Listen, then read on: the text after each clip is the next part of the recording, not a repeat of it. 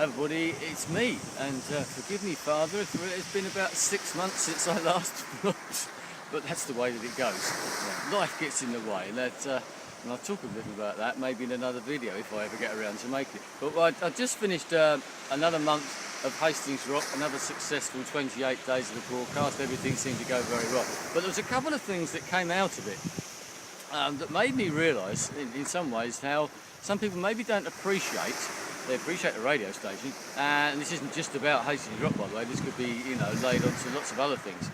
But the amount of work and organisation that goes into something like that to make it sound as good as it is. And this, as I said, this can go for other events like Beagles Day, for example, or other, carnivals and all that sort of thing that you've probably got in your own hometown.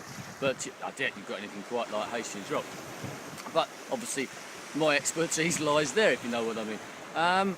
And a couple of things that people said to me just sort of flagged it up to me and brought it home. One of them actually comes from someone who has got some involvement with Hastings Rock now and has been, involved, say, on the sidelines or, helping out, that type of thing for a few years, has become more involved and then said to me during this year's broadcast, you know what, Andy, I never realised how much goes on behind the scenes, the amount of emails and things like that, and we've got a message board and all that, and the amount of things that have to be thought of. And it's always the little things that people tend to forget about. You go to an event and something isn't quite right.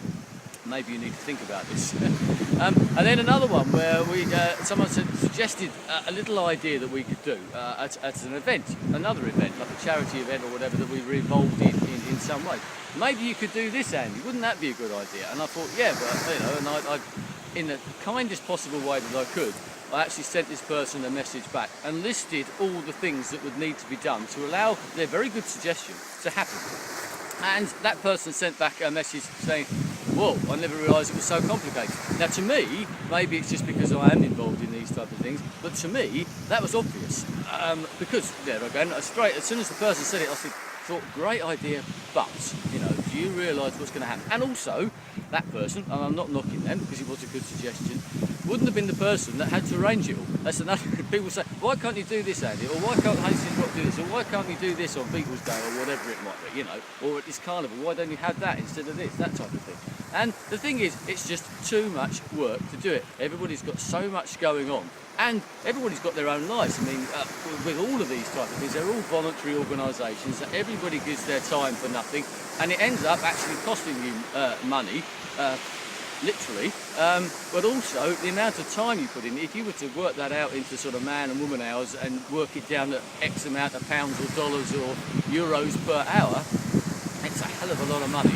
And I think that people don't realise that. They expect these things to be there. And as I said, I'm the same. I used to be the same. Maybe it's because now I have that more insight into what goes on that I appreciate some other events that I go to a lot more because I can see what's going on. I notice those people running around on the phone or whatever it is, trying to sort something out. You go to an event like we have an end of broadcast party. This year wasn't quite as bad, but last year I spent the whole evening just running around doing things, as did other people. Not just me, don't get me wrong, there's plenty of us who are doing it, and that's another thing. I suppose that there are certain people who may be other figureheads or become the figureheads for whatever reason, who get all the attention and the supposed glory or whatever, but it's the people behind the scenes, the other ones who don't get behind the microphone or whatever, who are sometimes left out, who do just as much work and are just as valuable, but for some reason they just don't get the recognition because their face isn't where it should be. It isn't at the forefront of it, if you see what I mean. So there you go. Well, I went to an event the other day actually in London, like a music little festival, and we were complaining because the guest passes weren't quite what we'd expected, and we didn't get as many as we were because of the band I was with, etc., etc. And then a couple of us said, well, geez, the amount of organisation it must take to sort something like that out, far more than it does to sort out something like Hastings Rock because of the amount of venues and all that across one town in one day. It's mind-blowing. I wouldn't want to even think about doing something like that. So respect to anybody who does that. And maybe that's food for thought for everybody else, just to sort of sit down and think about it. And if you turn on your radio next year and for some reason Hastings Rock isn't there, don't go, oh, couldn't they be bothered to do it? It's a lot more complicated than that. Anyway, I'll leave it there. Hopefully I shall speak to you again sometime. Goodbye.